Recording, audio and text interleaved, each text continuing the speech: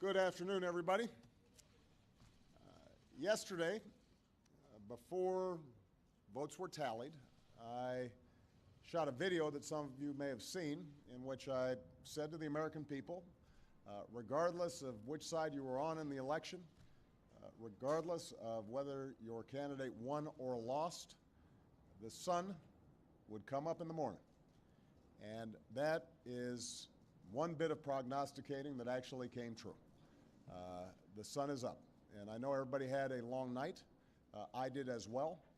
I had a chance to talk to President-elect Trump last night, about 3:30 in the morning, I think it was, to congratulate him on winning the election, and I had a chance to invite him to come to the White House tomorrow to talk about making sure that there is a successful transition between our presidencies. Now, it is no secret that the President-elect and I have some pretty significant differences. But remember, 8 years ago, President Bush and I had some pretty significant differences. But President Bush's team could not have been more professional or more gracious in making sure we had a smooth transition so that we could hit the ground running. And one thing you realize quickly in this job is that the presidency and the vice presidency is bigger than any of us. So I have instructed my team to follow the example that President Bush's team set 8 years ago and work as hard as we can to make sure that this is a successful transition for the President-elect. Because we are now all rooting for his success in uniting and leading the country. The peaceful transition of power is one of the hallmarks of our democracy. And over the next few months, we are going to show that to the world. I also had a chance last night to speak with Secretary Clinton, and I just had a chance to hear her remarks. I could not be prouder of her. She has lived an extraordinary life of public service. She was a great First Lady. She was an outstanding senator for the state of New York, and she could not have been a better Secretary of State. I'm proud of her. A lot of Americans look up to her. Her candidacy and nomination was historic and sends a message to our daughters all across the country that they can achieve at the highest levels of politics. And I'm absolutely confident that she and President Clinton will continue to do great work for people here in the United States and all around the world. Now, everybody is sad when their side loses an election.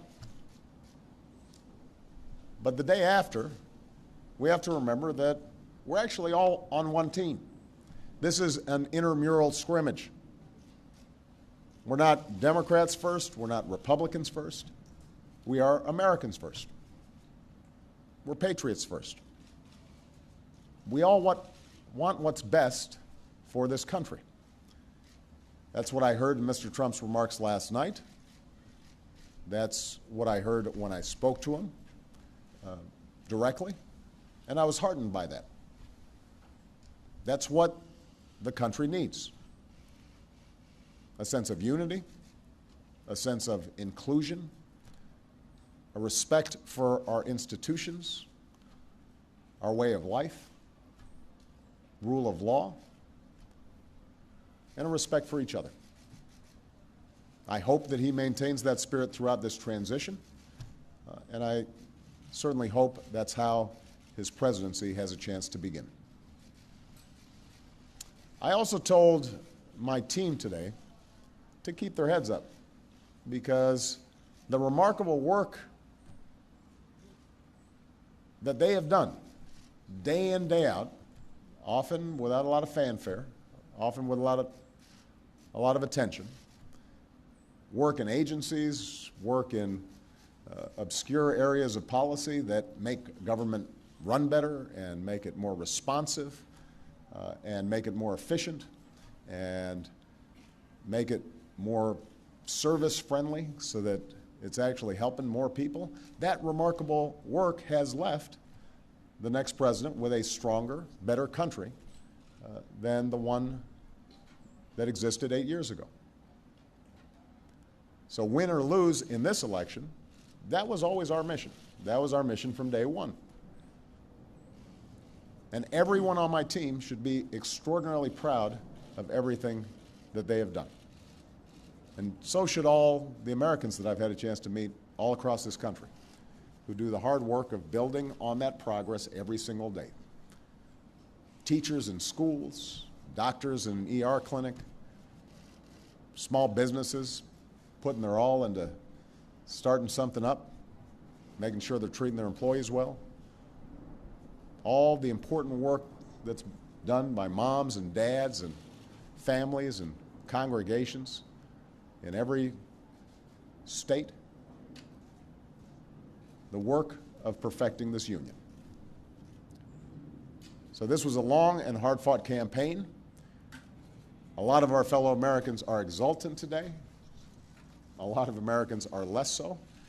But that's the nature of campaigns. That's the nature of democracy. It is hard and sometimes contentious and noisy. And it's not always inspiring.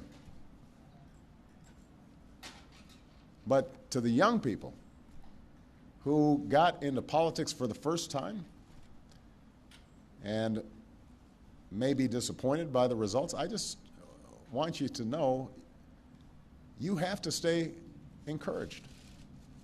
Don't get cynical. Don't ever think you can't make a difference. As Secretary Clinton said this morning, fighting for what is right is worth it. Sometimes you lose an argument. Sometimes you lose an election. You know, the path that this country has taken has never been a straight line. We zig and zag, and sometimes we move in ways that some people think is forward and others think is moving back. And that's okay. I've lost elections before. Joe hasn't, but, you know. So I've been sort of sharing. Remember, you beat me badly. That's the way politics works sometimes. We try really hard to persuade people that we're right. And then people vote. And then if we lose, we learn from our mistakes, we do some reflection, we lick our wounds, we brush ourselves off, we get back in the arena. We go at it. We try even harder the next time.